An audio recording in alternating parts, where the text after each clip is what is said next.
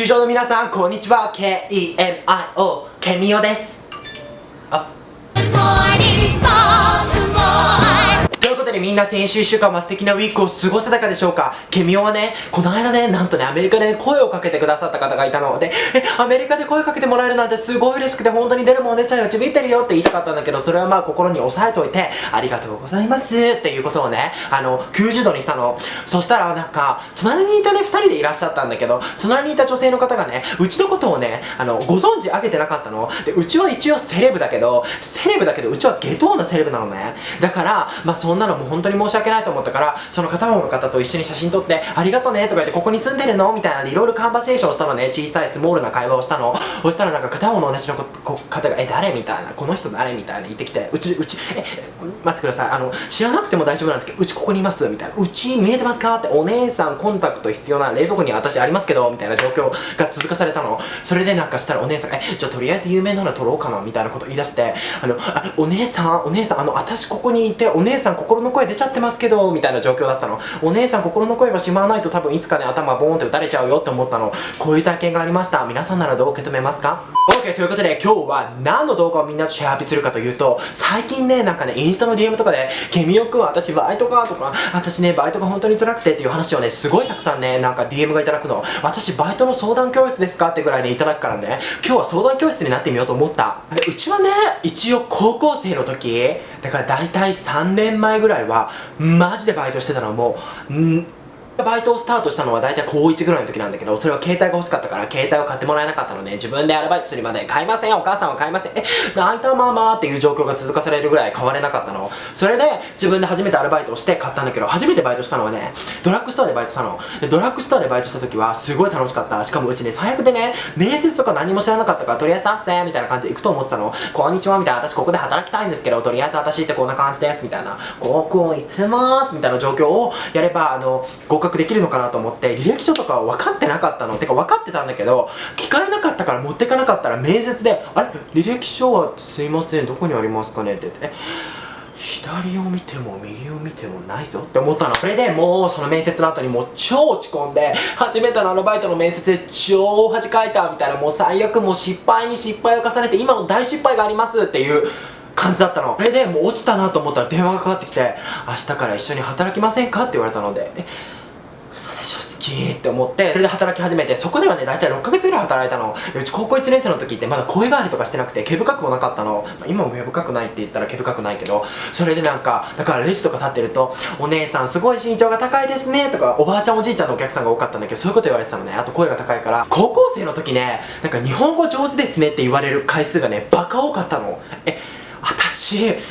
生まれて最初覚えた言葉はみかんですって。それを良しとして、でそこのバイトよりもね、時給がすごいいいところを見つけて、お寿司屋さんでだいたい950円くらいの時給のところを見つけたので、やべえ950円1時間で稼げるんだったらバカ働いてやるぜと思って、すいませんって今までお世話になって初めてのアルバイトだったんですけど、すごいいい経験になりました、ありがとうございます、1ヶ月後に退職させていただけませんでしょうかって言ったらね、その店長さんはね、分かったって言ったんだけどね、次の日からね、もうみんな態度変えたの。これが本当なんだよ。全員ね、パートさんとかも、あの子もう辞めるんでしょみたいな感じでね、何も教えてくれることをね、止めたというかね、それはいいの。だって辞めちゃう身だから、それは本当に了承済みなんだけど、なんかね、全部ね、態度がね、変わったの。お疲れ様ですって言っても、今までお疲れ様ね、今日もありがとうねって、背景あるから持ってきなさいみたいな状況だったのに、なんか、それを言った次の日ぐらいから、なんかもう、お疲れ様ですって言ったら、お疲れ様です。みたいな、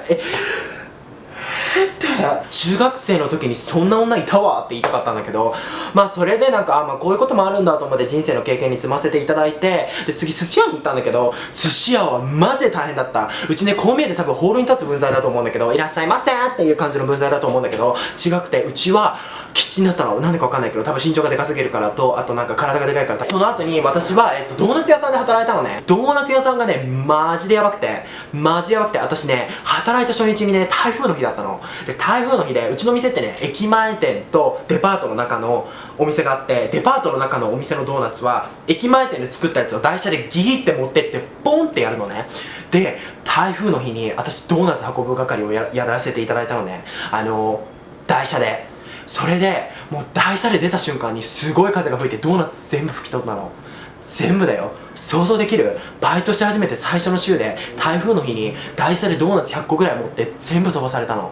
本当に漫画かと思ったの。もう全部車で引かれて、もう箱とかも吹っ飛んで泣いたんだけどってなったの。それでなんかそれをボスさんにお話しした時に、ボスさんがすごい怒ってなんだってなっちゃったんだけど、でもボスさんはね、ドーナツ移動する時は車を使ってたの。なんかうちからしてみれば、でもこんな天気のところで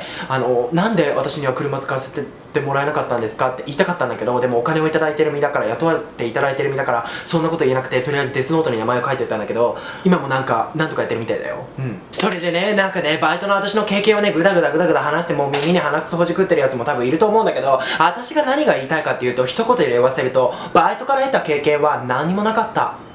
高校時代の私がもしこれを見てたら、私は言いたい。あんたの本業はなんだって、勉強だったよねって、なんで金稼いでんのって。そりゃ好きなものを買うため、教材のため、大学のためってあったかもしれないけど、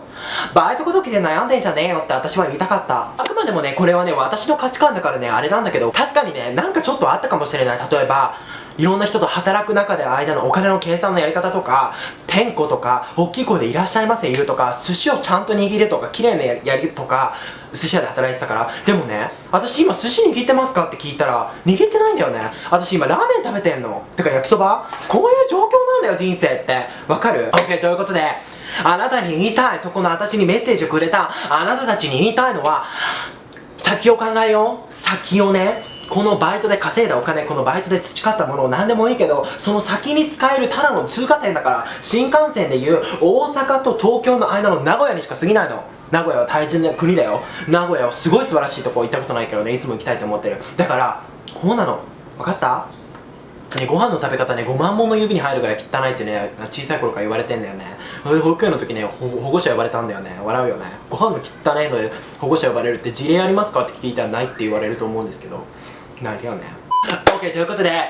みんな今日の動画を見てくれてありがとね。とりあえずみんなにうちもいつもコメントとかで元気をもらってるから、今日はみんなに久々に元気をあげたかった。久々っていうかいつもあげてると思ってるけど、ただだよあれって。知ってた？ OK、 よかったらチャンネル登録とインスタグラムのフォローとスナップチャットをフォローしてくれたら本当に好きがこぼれ落ちます。みんなにまた来週会える日を楽しみにしてるから、みんなもいろんな辛いことがあってもなんかいいこと考えて乗り越えてってねって。みんなにまた来週会える日を楽しみにしてます。みんなも素敵な1週間を過ごしてね。バイバイ。